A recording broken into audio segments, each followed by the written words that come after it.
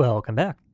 It's time to once more return back to the Rim in search of fame, fortune, and extremely questionable challenges to make bad decisions in.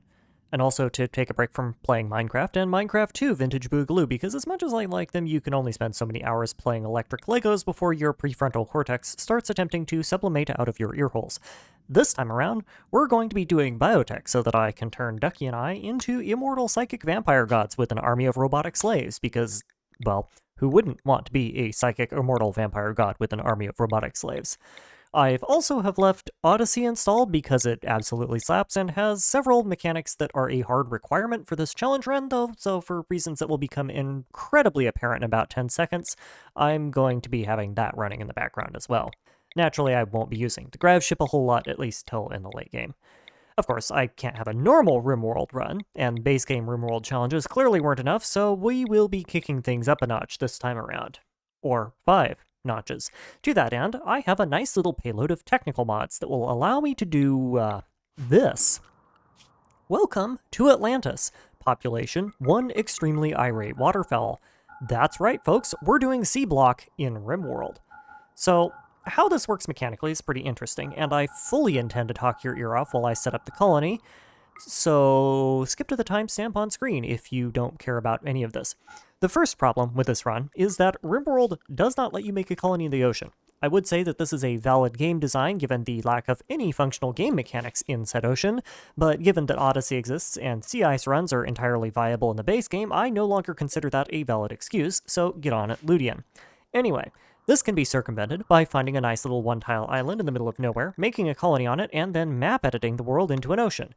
Easy peasy. Except not, because for some reason, world editing the tile into an ocean breaks the game's fishing code, so instead the colony gets to be on a magical tile of sea ice for technical reasons.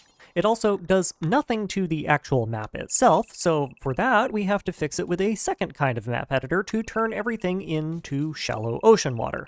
I had originally intended for this to be deep ocean water, but it turns out that the game really hates it when 99.5% of the map is made out of impassable blocks, and the error log generated from simply existing on a map like that could have single-handedly supplied a ticker tape parade, so cool. Shallow ocean water it is, have a nice day.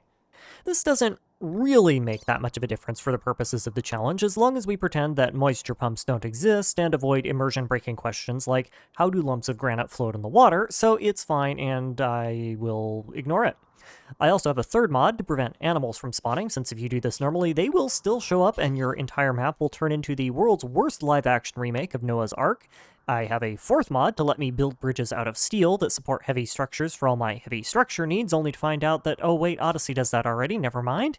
And then I added 2 more mods that let me make machines to repopulate fish that I have no intention of using in-game, but I needed for their debug functionality because, for some reason, turning the entire map into an ocean does astoundingly bad things to the game's fishing logic, and I needed to give it a goose.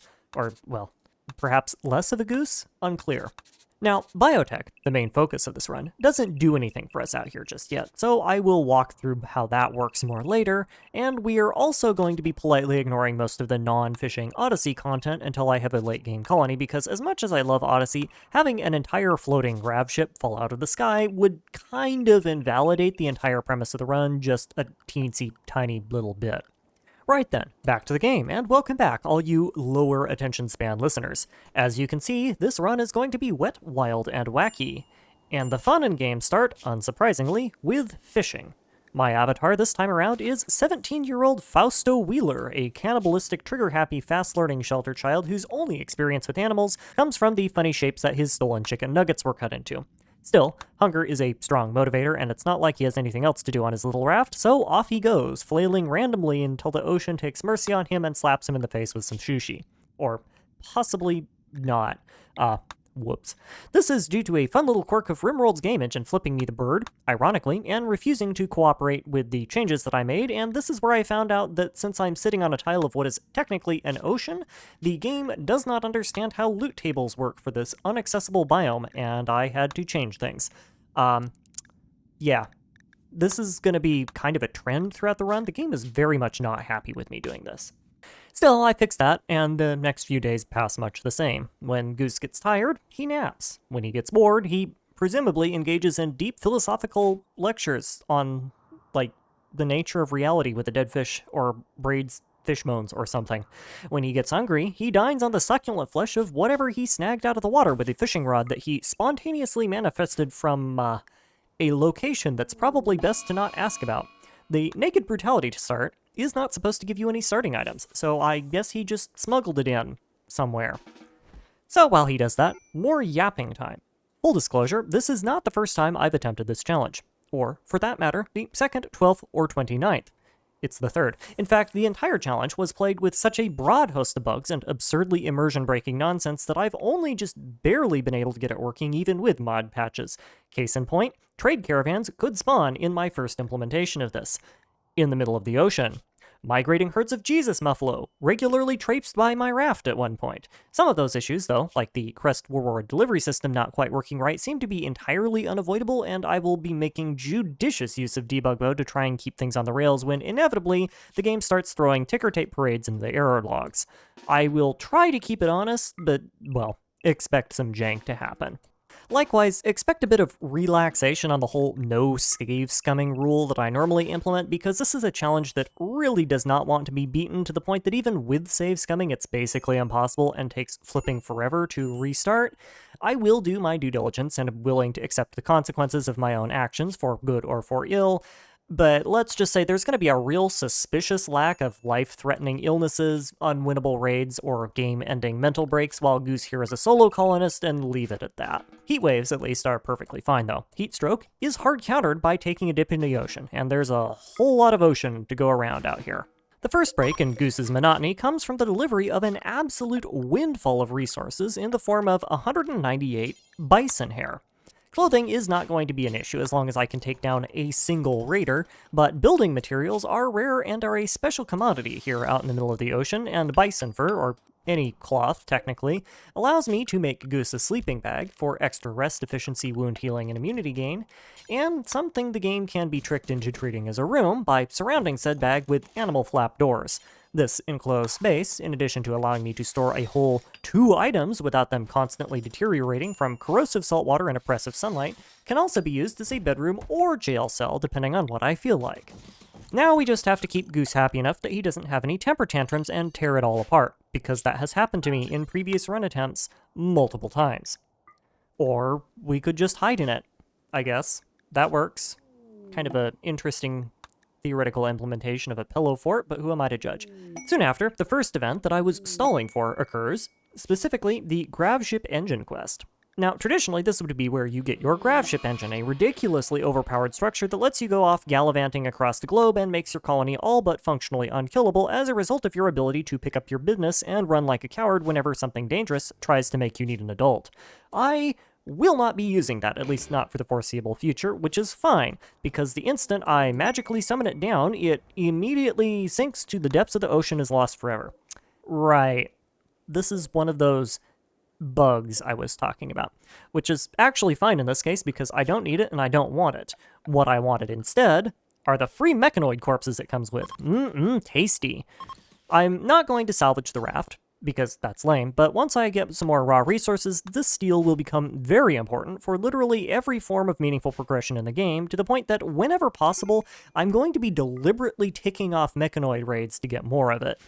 As it turns out, I also needn't have been too concerned with the whole raid situation, at least initially. My first raider is a toxin-resistant, well, they're a pirate, but genetically evolved to be extra piratey.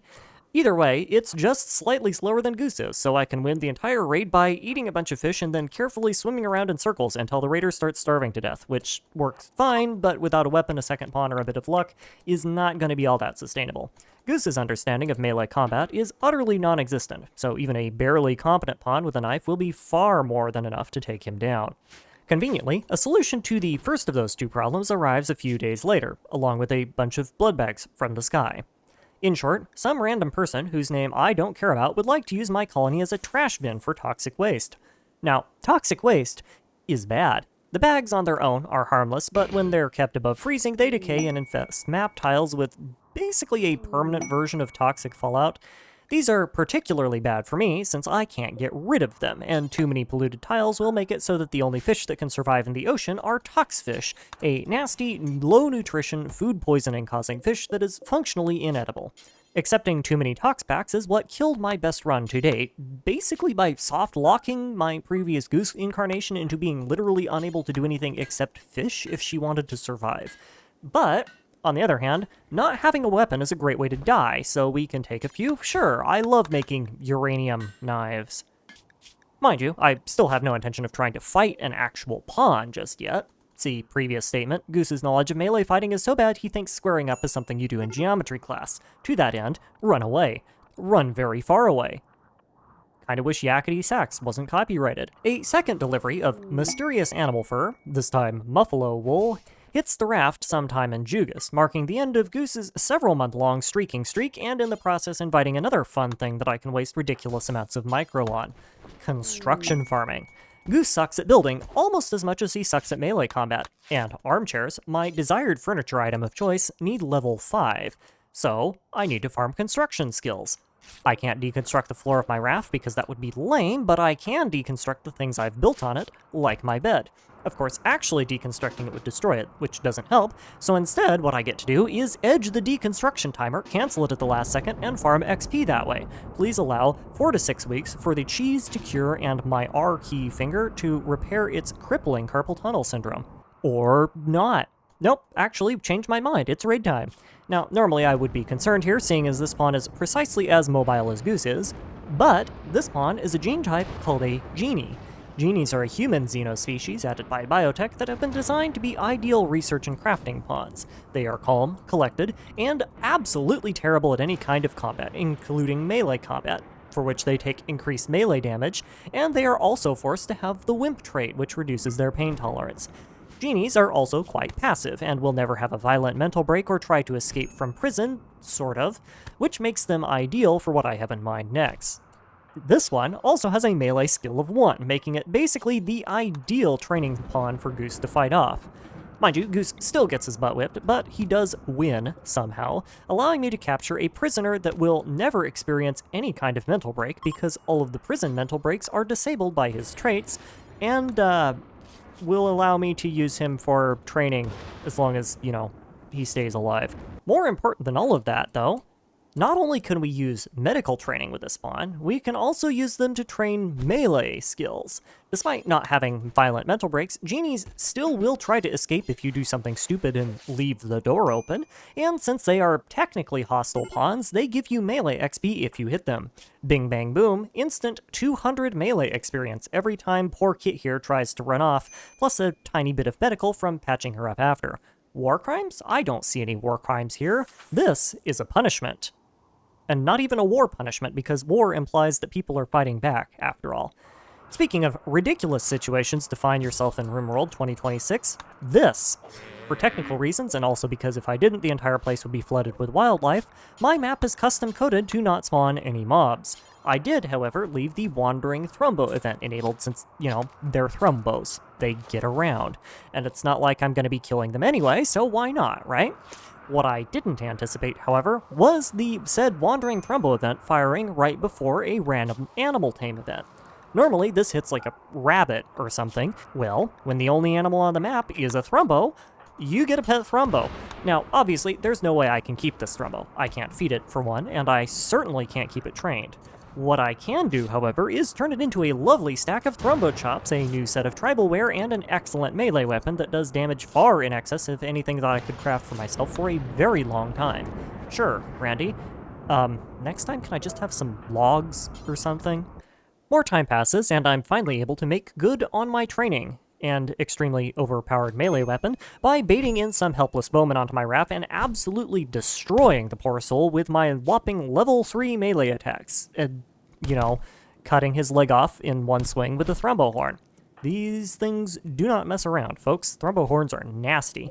This nets me a lousy shortbow, which is arguably even better than the Thrumbo Horn since shooting melee people in a 1v1 fight basically guarantees a safe kill, and a special treat of succulent long pig for Goose, who despite being a cannibal has thus far not once managed to eat someone this playthrough. In even better news, after tidying up his pile of bison for several 1,000 times in a row, Goose has spontaneously manifested the technical and engineering know-how to construct advanced furniture. And after beating up the prisoner again, we are also now the proud owner of a poor-quality muffalo fur fishing chair. Isn't that great?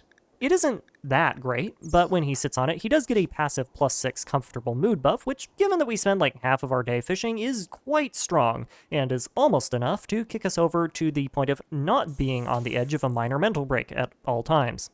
Almost. In fact, it's so close to mental stability that I decided to fix it by shelling out 10 plasteel for a horseshoe pin. Having two types of recreation means we won't be bored all the time, giving us a mood swing of anywhere from 10 to 20 points, depending. This is more than sufficient to keep everyone copacetic in Goose's little tiny caveman brain, and all of a sudden life on the rim is looking pretty swell. You know, except for the raiders, but we have a lousy short bow for that, and we get to eat them after, so they really aren't that much of an issue. Things are looking up so much, in fact, that I even decided to try and get a second colonist for a grand total of 5 seconds.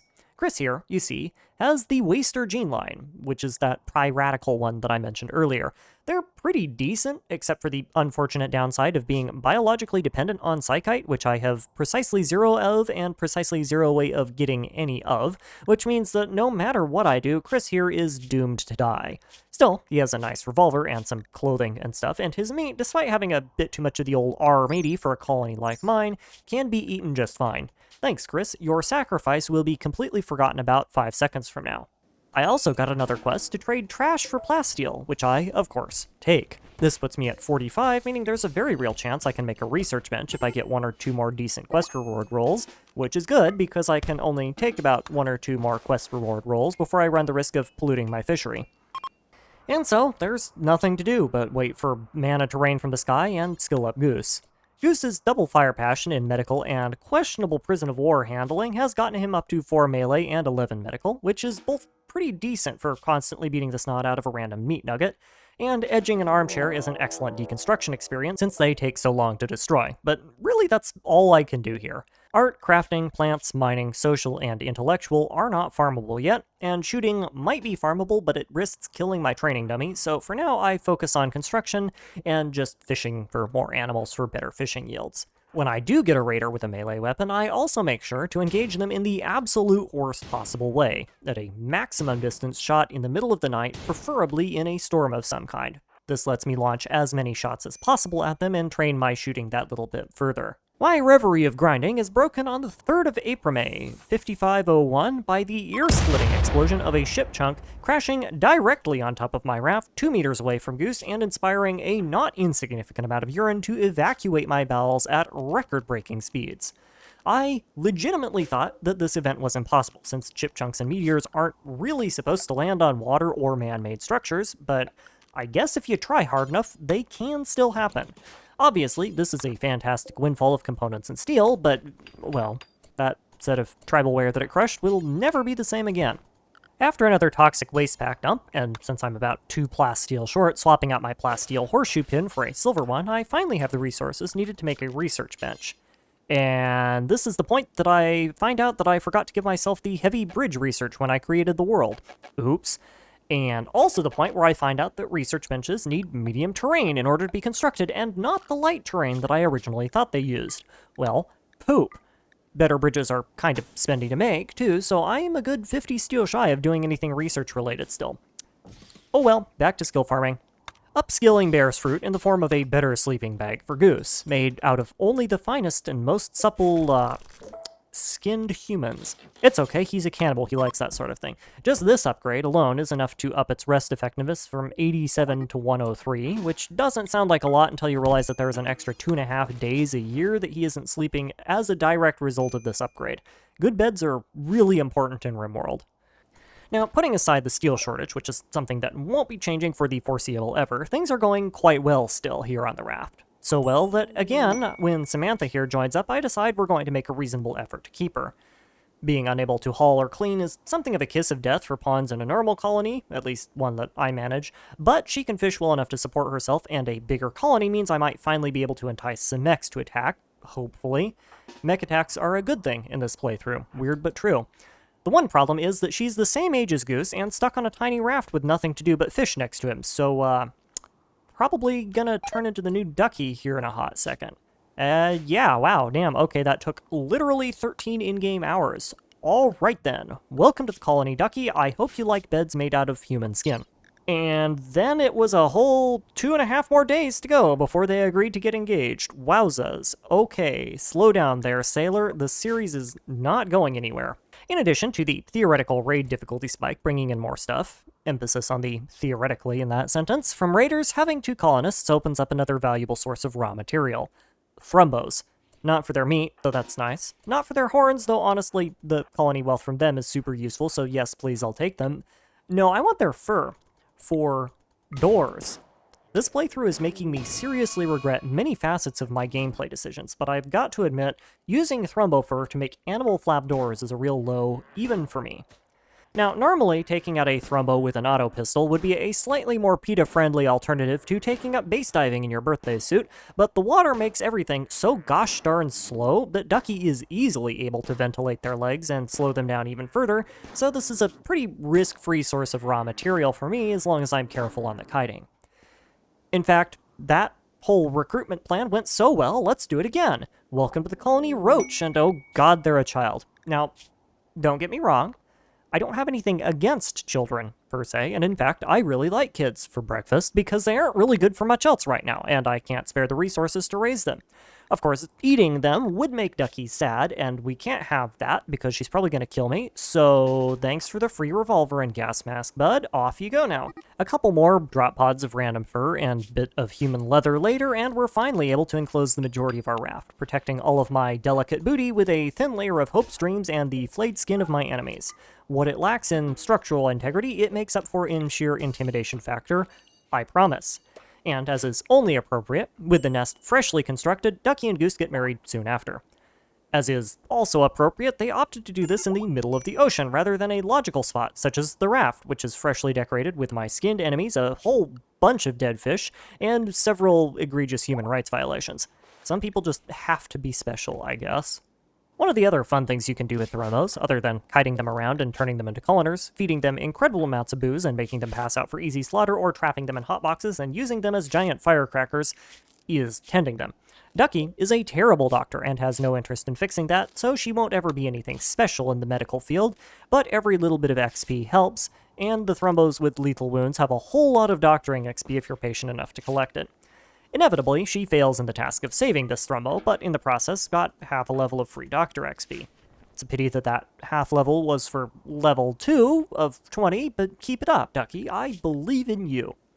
Things start speeding up after that. Sam, a bush sniper, crashes down nearby, and after a bit of a kerfuffle involving a very food-poisoned goose having to punch her so that he can be the one to save her, we get her in and patched up, hopefully to join the colony. Randy also gives us a child star named Malik, an utterly useless meat nugget of a pawn whose only purpose in life will be to draw fire for the people who can do actual productive things, so I, of course, name him Nugget. We're going to be doing the channel member thing for colonists, but of course I'm not going to name the ones I have no intention of keeping because that would be lame, so yeah, he's not going to be around long enough to be worried about. Sam likewise joins up soon after and earns the coveted title of Nugget 2. She, at least, can shoot, so she might survive a little bit longer than the first meat nugget, but I have no intention of keeping her either. This does bring up another point, though, which is feeding these Muppets is gonna be an issue. Fish only regenerate so fast, and so fast ends up being about enough to sustain 3 normal pawns. I have 5, and one of those nuggets is a gourmand, so that doesn't math. For now, I just choose to eliminate my melee training prisoners, since both Ducky and Goose are at least level 9, and their shooting stat is going to be way more important in the future anyway, so no major loss. Thanks for your service, Kit. You will be missed, but probably a little bit less than you might have wanted. Further deadweight removal can be accomplished by arranging for an unfortunate accident involving several bullets to the cranium of Nugget 1, who is a catatonic pawn that is also a gourmand, and as such has crossed the line from being a productive bullet sponge to a deeply unproductive one. And just like that, our colony is sustainable again. Naturally, Nugget 2 goes catatonic at the sight of this, but she can shoot, so we'll keep her, for now. In honor of this momentous occasion, Randy naturally decides that this is the perfect time to express ship me 98 human skulls, for reasons. These do literally nothing. I had to look them up. We can do absolutely nothing with them. But sure, I guess they make for a nice decoration, I guess. Between more random drops, thumbo deliveries, 3 pawns, and rather too many fancy leather armchairs, I'm finally able to push my colony wealth high enough to start getting some more interesting raids. Case in point, I'm now getting attacked by a whole 2 enemies, which means mech attacks should technically be possible to scale if I'm patient enough. I even opt to take another prisoner from this raid, which is a pigskin genome variant named Aloe. Pigskins are pawns with genes that allow them to eat raw food like it was cooked, and they tend to have a bit more resistance to illnesses and food poisoning. They also look and sound like pigs for some reason. Appearances aside, those genes are ideal for situations like mine, where I have enormous amounts of raw food and no way to cook it, as it basically halves the amount of nutrition a pawn can consume, even if said pawn is an absolutely terrible colonist otherwise and will absolutely be earning the title Nugget 3. It worked so well that I even tried to do it again. A 4-person colony seems to be large enough to attract a 3-person raid, and when we need those numbers up, we need those numbers up hard, so I make sure to abduct yet another pig person and tried to get them converted. They, unfortunately, had a mental break soon after and had to be put down, but it was worth a shot. We also fished up a bionic eye from the ocean. Somehow. Let us not contemplate the relative density of body parts necessary to make this thing a thing that you can fish up on accident, shall we? Still, more raiders isn't all that additional colony wealth gives us, though. Now, when those raiders come in, they have extra goodies for us to loot. The basic gameplay premise here is that up to a point, as your colony wealth goes up, so too does the chance that any given raider will have things in their pockets to steal, which includes a whole host of useful stuff like jade, silver, medicine, components, and in the case of mechanoids, plasteel. All of these, you'll note, are things that we desperately struggle to obtain out on the ocean, and I'm not saying we'll be deliberately provoking raids per se, but we're going to be deliberately provoking raids as much as possible, whenever possible. Now, case in point, this one gave me enough silver to make a dining table, which is a permanent +3 mood swing for not eating on the floor. We really need that pocket change bad. Beyond that, though, I should probably explain why I'm so obsessed about making money, even if it's for things that have no actual use to us. Sure, big money is nice, but there's only so many human leather armchairs you can have floating outside your raft before things start getting a little bit ridiculous. The reason I'm doing this is to rack up an internal value called raid points. Raid points are how storytellers calculate how strong of a raid to send you, and, more importantly, what kind of raid you can receive, and there are a ton of things that affect them. Difficulty settings, storyteller settings, colony wealth, pawn counts, pawn injury levels, etc. I'm already on Randy Random Losing is Fun, which grants a passive 220% multiplier, and a random multiplier between 0.5 and 1.5 per individual raid, because Randy's weird like that. Despite this, debug mode tells me that I have a whopping 212 raid points, which is like maybe 3 regular human pawns.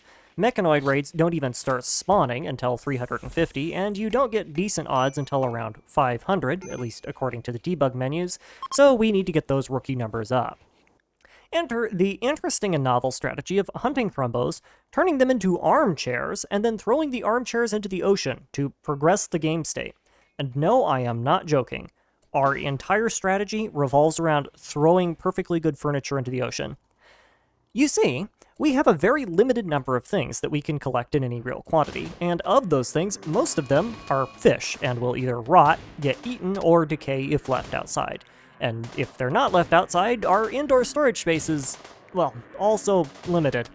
Armchairs take one of these decayable items, specifically human skin and thrumbo fur, and turn them into a relatively high-value item that can be safely left outdoors without it ever decaying, saving us space and condensing our wealth down into a more permanent form.